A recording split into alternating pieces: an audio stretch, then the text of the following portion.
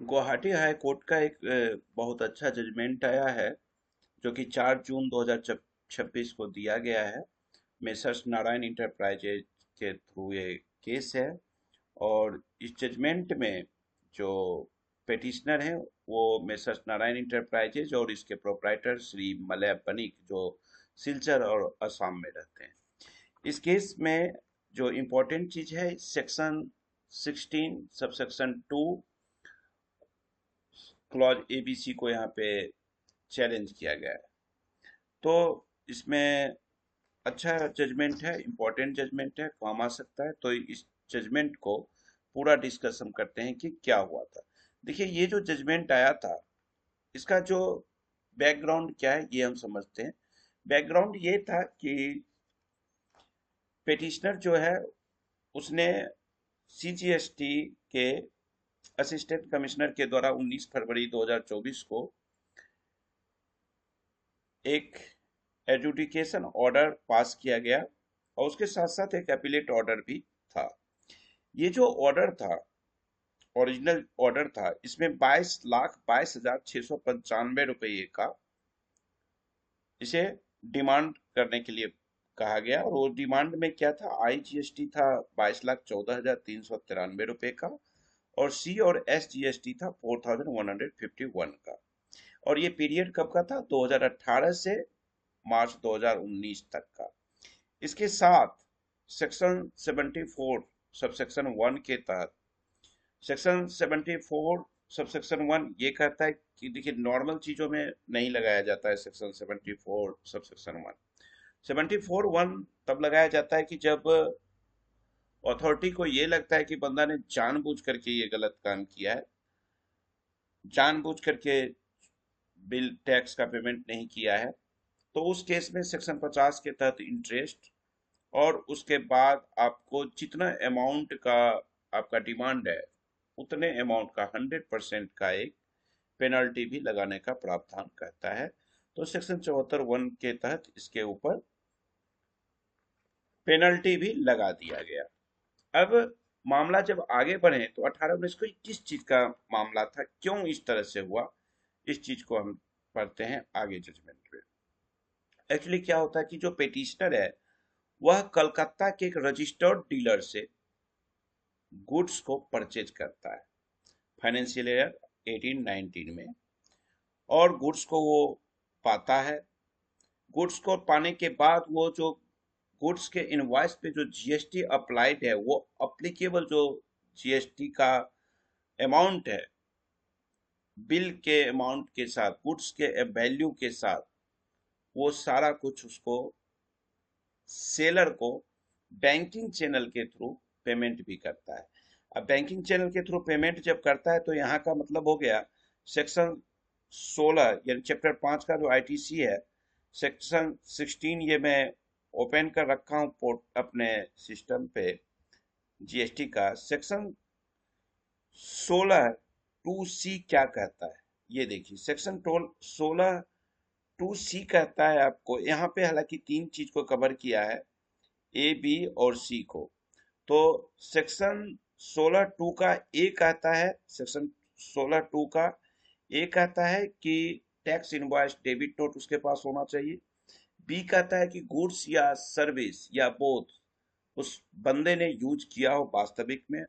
और यहाँ सी कहता है कि प्रोविजन के अनुसार जो टैक्स चार्ज किया गया है सप्लायर के द्वारा, उस टैक्स को सप्लायर आगे गवर्नमेंट को पे किया हो, यानी अंडर सेक्शन 39 के तहत रिटर्न भरा हो, यानी कि जीएसटीआर 3B, चाहे वो कैश में पे किया हो या आईटी से यूटिलाइज किया हो, बट गवर्नमेंट को पेमेंट होना चाहिए। सेक्शन 16(2) यही कहता है, एबीसी तीनों सबसेक्शन, तीनों क्लॉज। ठीक है। तो इसी के तरह यहाँ पे का भी किया गया कि पार्टी के पास, यानी कि नारायण इंटरप्राइजेज के पास इनवॉइसेस भी था। नारायण इंटरप्राइजेज ने वास्तव में फिजिकली गुड्स को रिसीव भी किया, यानी कि 16(2)(a) इनवॉइस होना चाहिए, वो है। 2B गुड्स या सर्विस या दोनों जो भी कंडीशन हो एक्चुअल में रिसीव किया गया हो तो रिसीव भी किया गया। और सेक्शन 16(2)(c) कहता है कि जो सप्लायर है वो बायर से पेमेंट लिया है, जीएसटी इनवॉइस पे जो जीएसटी का अमाउंट वो 3B के थ्रू गवर्नमेंट को डिपॉजिट भी किया हो। ठीक है, अब वो चीज उसने नहीं किया सप्लायर ने, लेकिन पार्टी ने तो एक बोनाफाइड बिजनेसमैन है जो कि बैंक के चैनल से पेमेंट सप्लायर को कर भी दिया है। अब ये एलिगेशन लगने के बाद डिपार्टमेंट ने देखता है यहाँ पे कि जो पेटिशनर है वह बंदा GST return were filed within the prescribed time and output tax liability were duly discharged after adjustment of eligible ITC during the financial year 18-19. The ITC was claimed strictly in accordance with Section 16(2) of the CGST Act 2017.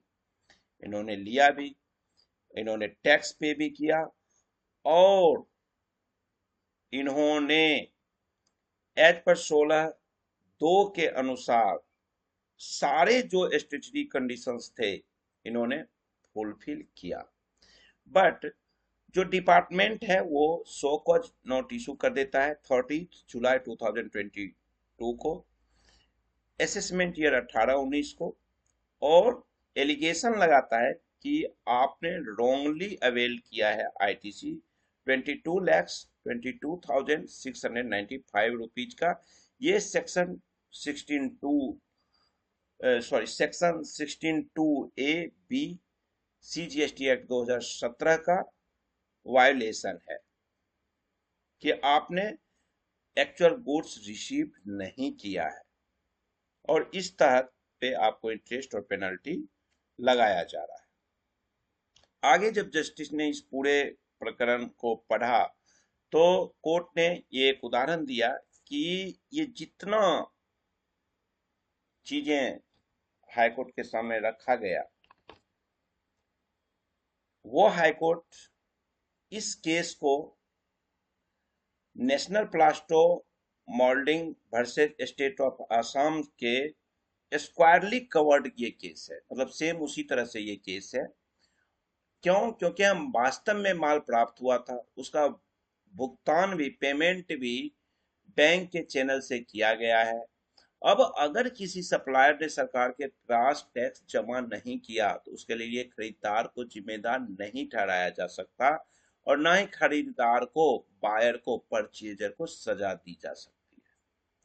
High court के जो justice करदक एटे हैं वो इस मामले की सुनवाई करते हुए इस केस को क्वेश्चन कर देते हैं और वो अपने एग्जाम्पल में एक अपनी कंपनी नेशनल प्लास्टो मोल्डिंग का जो एग्जाम्पल तो दिया ही दिया उन्होंने अपने ही कोर्ट के जजमेंट का, साथ ही उन्होंने दिल्ली हाई कोर्ट का एक केस था मर्चेंडाइजिंग इंडिया प्राइवेट लिमिटेड का, उसमें भी यही चीज किया गया था कि bona fide purchasing dealer can not be denied ITC, इसलिए कि सेलिंग डीलर जो है वो टैक्स डिपॉजिट करने से गवर्नमेंट को फेल हो जाता है। तो इस चीज के लिए जो ईमानदार बायर हैं, ईमानदार बिजनेसमैन हैं, उन्हें आईटीसी लेने से नहीं रोका जा सकता है। तो इस आधार पे इस केस को कोर्ट ने, जस्टिस ने क्वैश कर दिया, यानी खारिज कर दिया। अब अदालत ने स्पष्ट रूप से ये भी दोहराया कि जो एक्चुअल खरीदार है उससे उम्मीद नहीं की जा सकती है कि वह सप्लायर के हरकत पर नजर रखे कि उसने हमसे पेमेंट ले लिया उसके बाद उसने टैक्स जमा किया कि नहीं किया, यानी जीएसटी का कंप्लायंस पूरा किया कि नहीं किया। अब यहाँ पे जजमेंट जो यहाँ पे जज साहब ने दिया, उन्होंने क्लियरली कहा, उस चीज को समझते हैं हम लोग एक बार कि जो अकाउंट डिपॉजिट होता है किसके द्वारा, सेलर के द्वारा यानी सप्लायर के द्वारा, ये कैसे पता चलेगा? पैसा तो वो ले लिया, है ना, पैसा तो वो ले लिया, लेकिन अगर सप्लायर डिफॉल्ट हो जाता है तो इसका मतलब ये नहीं है कि इसकी सजा आप परचेजर को देखो। ये चीज उन्होंने कहा। और इसके साथ एक इंपॉर्टेंट चीज उन्होंने कहा कि where materials exist to indicate collusion or lack of bona fides in the transaction, it would be open to the department to proceed in accordance with law। जैसा हमने एट द एंड ये भी कह दिया है कि सप्लायर ने tax वसूलने के बाद भी सरकार के पास जमा नहीं किया तो ये डिपार्टमेंट इस डिफॉल्टिंग सप्लायर के खिलाफ वसूली की सख्त कार्रवाई करे, ना कि जो बायर है। जो बायर है वो कहाँ से करेगा भाई? बायर के लिए तो ईमानदार बायर है वो नहीं कर सकता है। बट एक लाइन उन्होंने ये कहा कि ये केस ओपन रहेगा कि आप उसे चेक करो, अथॉरिटी को कहा कि आप चेक करो कि कहीं अगर आपको लगता है कि मिली भगत है, बायर और सप्लायर के बीच मिली भगत है, तो एज पर लॉ आप यहाँ पे एक्शन ले सकते हो। लास्ट में उन्होंने यही किया कि उन्होंने जो ऑर्डर, ओरिजिनल ऑर्डर था 19 फरवरी 2024 वाला, और अपील का जो ऑर्डर था 7 जनवरी 2025 वाला, इस दोनों को उन्होंने क्वेश्चन कर दिया। लेकिन वही चीज, यही कंडीशन इन्होंने लगाया कि अगर ऐसा कुछ पाया जाता है कि आपके पास कोई भी ये सबूत मिल जाता है डिपार्टमेंट को, और इससे ये साबित हो जाता है कि जो बायर था वो सप्लायर के साथ मिलकर ये काम कर रहा था, तो आप एज पर लॉ उस पर कानूनी कार्रवाई कर सकते हैं। और अगर नहीं, वास्तविक लेन देन की स्थिति में खरीदार को परेशान नहीं किया जाएगा, बायर को परेशान नहीं किया जाएगा। तो ये बड़ा इंपॉर्टेंट जजमेंट है और ऐसे कई जजमेंट्स आपके साथ हैं, तो इन जजमेंट को अपने पास जरूर रखिए। इस वीडियो को शेयर कर लीजिए, साथ ही साथ शेयर कर दीजिए, लाइक भी कर लीजिए और अपने पास सेव रखिए ताकि इन फ्यूचर जरूरत पड़ सकती है। और ये जजमेंट आपको मेरे फेसबुक पेज और टेलीग्राम चैनल पे आपको मिल जाएगा। Thank you, bye bye.